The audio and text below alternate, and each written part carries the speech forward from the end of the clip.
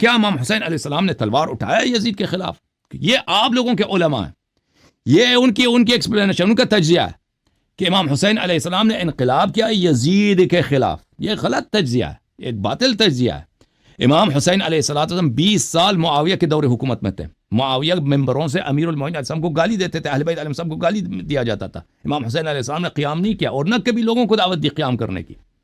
مذہب اہل بیت علیہ السلام میں قیام مخصوص ہے قائم کے لیے، امام حجت امام منتخب علیہ السلام کے لیے. امام جب یزید خلیفہ بنا ہے تو امام حسین علیہ السلام مدینہ ہی میں شہید ہو جاتے.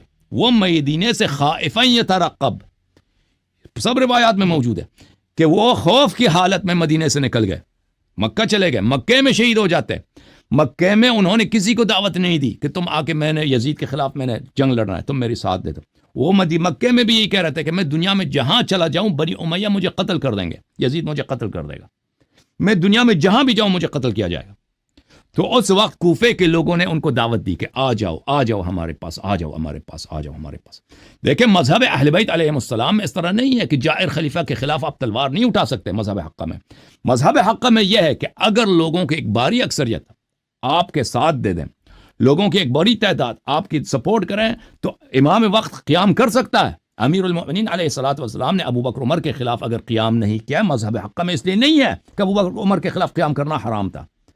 مذہب شیعہ میں یہ ہے کہ کیونکہ ان کے پاس انصار نہیں تھے، یاور نہیں تھے، تو انہوں نے قیام نہیں کیا. اصل ایکسپلینیشن یہ ہے. تو اب جب وہ کوفے میں آئے ہیں، مکے میں تھے، تو اتنے لیٹر آ گئے کوفے والوں سے، اتنے میسیجز آ گئے کہ ان پہ حجت تمام ہو گئی. اتنے لوگ انہوں نے نصرت کا وعدہ دیا ہے، ٹھیک ہے نا. تو یہ بات کہ جو تم لوگوں نے بنا دیا کہ امام وقت کے خلاف قیام نہیں کر سکتے، یہ آپ لوگوں کا عقیدہ ہے، یہ شیعہ عقیدہ نہیں ہے. شیعہ عقیدہ یہ ہے کہ اگر امام معصوم علیہ السلام کے پاس یاور انصار ہوں تو وہ یہ کام کر سکتا ہے. جیسے کہ قتل عثمان کے بعد لوگوں نے بیعت کی امیر المومنین علیہ السلام نے، امیر المومنین علیہ السلام نے حکومت بنائی ہے، ٹھیک ہے نا، کیونکہ اتنے یاور انصار تھے. اب امام حسین علیہ السلام مکے میں لوگوں کے ایک بڑی تعداد وعدے دے رہے ہیں کہ آپ آ جائیں. تو اگر امام حسین علیہ السلام کوفے نہ چلے جاتے تو وہ مکے میں شہید ہو جاتے، مکے ہی میں شہید ہو جاتے. ان کے پاس دنیا میں کہیں جانے کا راستہ نہیں. اور اس کے علاوہ تاریخ بھی ان کو مذمت کر دیتی کہ آپ کوفہ اگر پہنچ جاتے، آپ وہاں پہ حکومت بنا لیتے. یزید کو شکست دینا آسان سی بات تھی، یزید کو شکست ہو جاتا یزید کو، اور آپ پورے عالم اسلام کے امام اور خلیفہ بن جاتے. امام حسین علیہ السلام کو بخوبی پتہ تھا کہ میں کوفہ پہنچوں گا ہی نہیں، میں راستے میں ہی شہید ہو جاؤں گا. انہوں نے خود مکے سے نکلتے وقت ان کا خطبہ موجود ہے، خط الموت علی ولد آدم مخط القلادۃ علی جید الفتاہ، کہ انہوں نے فرمایا کہ موت انسان کے لیے ایک زینت ہے، جس طرح ایک خوبصورت لڑکی کے لیے گردن میں ایک نیکلس اس کی خوبصورتی کا ایک سامان ہے. اور میرے لیے اللہ تعالیٰ نے شہادت مقرر کیا، میں کوفہ سے پہلے کربلا کے سرزمین میں، نینوا کے سرزمین میں شہید ہونے جا رہا ہوں. جو میرے ساتھ آئے، شہادت چاہتا ہے میرے ساتھ آ جائے. تو امام حسین علیہ السلام شہادت کے لیے جا رہے تھے. ان کو پتا تھا کہ ان کو حکومت نہیں ملے گی اور کوفے والے ان سے وفا نہیں کریں گے. اور وہ جب وہاں پہ پہنچے ہیں، کربلا میں پہنچے ہیں، انہوں نے بہت کوشش کی ہے جنگ نہ ہو. انہوں نے طلب کی ہے مخالفین سے کہ مجھے جانے دو، میں جاؤں گا کسی بارڈر پہ رہوں گا، ایک عام مسلمان کی طرح، ایک عام شہری کی طرح ادھر جا کے رہوں گا. کہ سامنے والوں نے ان کی کسی بات کو نہیں مانا. وہ کہہ رہے تھے کہ آپ ابن مرجانہ جو آپ کے متعلق فیصلہ سنا دے گا اس پہ آپ تسلیم ہو جائیں، سر تسلیم خم کر دیں، ٹھیک ہے نا. تو وہ یہ نہیں کہتے تھے کہ ابن مرجانہ آپ کو جانے دے گا، نہیں، جو فیصلہ سنائے گا. اور امام حسین علیہ السلام کو بخوبی پتا تھا کہ مسلم ابن عقیل کو ان لوگوں نے خود کچھ دن پہلے اسی طرح وعدہ کر کے امان دے کر پھر ان کو ذلیل کر کے شہید کیا تھا ان لوگوں نے. تو یہ اسی طرح مجھے شہید کرنا چاہتے ہیں، لیکن امام حسین علیہ السلام ذلت نہیں چاہتے تھے، انہوں نے شہادت قبول کیا. تو یہ یہاں پہ دو مختلف یہاں پہ دیکھیں واقع کربلا کے انٹرپریٹیشن ہے، دو مختلف اس کے تحلیل اور تجزیہ ہے. ایک تجزیہ ہے جھوٹا تجزیہ جو جماعت عمریہ کے علماء پیش کرتے ہیں اور شیعہ مولویوں نے انہی سے سنا ہے، اور انقلابی جو دجالی شیعہ علماء ایران کے لائن پہ چلتے ہیں وہ انہوں نے بھی اسی کو اپنایا ہوا ہے کہ امام حسین علیہ السلام نے انقلاب کیا ہے. یہ بالکل غلط ہے.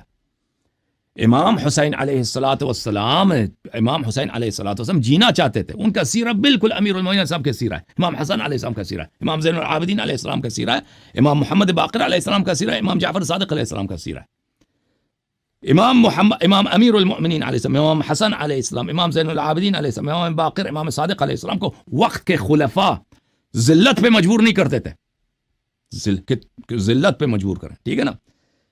امام حسین علیہ الصلوۃ والسلام کے سامنے یزید تھا جو ان کو ہر قیمت میں شہید کرنا چاہتا تھا. وہ اگر یزید کی ہر بات مان لیتے، بیعت بھی کر لیتے، پھر بھی ان کو شہید کیا جاتا تھا، ٹھیک ہے نا. تو امام حسین کہتے تھے کہ آپ ہمارے فیصلہ، جو ہم فیصلہ بھی نہیں بتا رہے ابھی، کہتے ہیں جو فیصلہ ہم کریں گے اس کو ماننا ہے آپ نے، سارے ہتھیار رکھ کے ادھر آ جاؤ، اور پھر ادھر جا کے ان کو ان کے بچوں کے سامنے شہید کرنا ذلت کے ساتھ. ان کا مقدر تھا وہی جو مسلم ابن عقیل کا تھا، وہ نہیں چاہتے تھے امام حسین علیہ السلام اس طرح، ٹھیک ہے نا.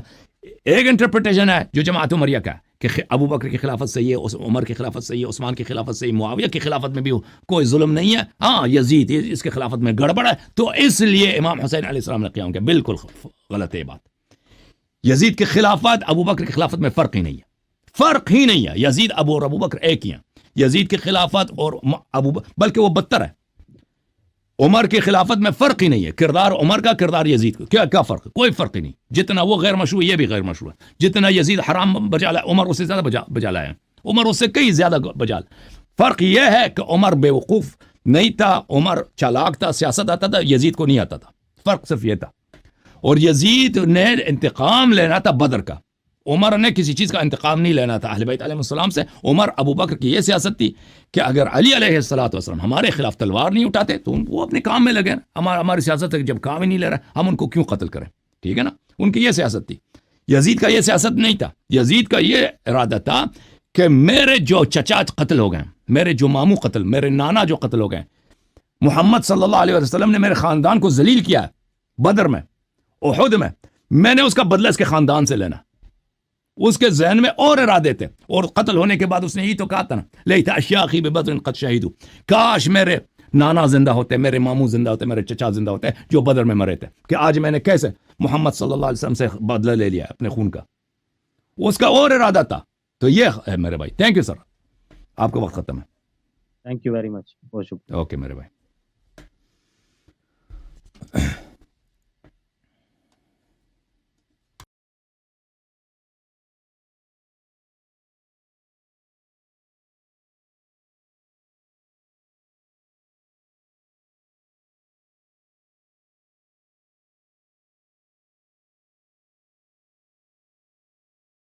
لیت اشیاخی ببدر قد شہیدوا، کاش میرے نانا زندہ ہوتے، میرے ماموں زندہ ہوتے، میرے چچا زندہ ہوتے جو بدر میں مرے تھے، کہ آج میں نے کیسے محمد صلی اللہ علیہ وسلم سے بدلہ لے لیا اپنے خون کا.